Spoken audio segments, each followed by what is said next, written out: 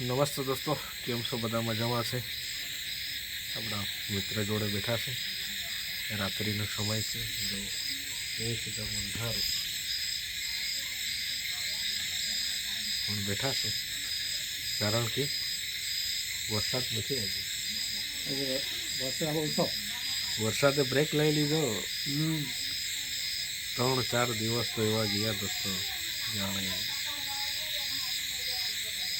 વરસાદ એવી રીતના વરસી રહ્યો હતો કે નદીઓ તો આપણને જોવા મળે, પણ ચારો તરફ બસ પાણી બસ. નદી પણ ફૂલ જાય, કોતરડા પણ ફૂલ જાય, અને રસ્તાઓ તો ડૂબી જ ગયા હોય પાણીમાં, એવું લાગે. ખૂબ જ આપત્તિ વિપત્તિ પડી, પણ તે છતાં પણ યુવાનો, ગામના આપણી જે સરકાર છે, ત્યાર પછી પોલીસ ડિપાર્ટમેન્ટ છે, ત્યાર પછી સેવાભાવી સંસ્થાઓ છે, ઘણા બધા વ્યક્તિઓ છે કે જે આ આપત્તિને પોતાને પર્સનલ કે સ્વાર્થમય નહીં માનીને બધા ભેગા મળીને એ મુશ્કેલીને પાર પાડ્યું.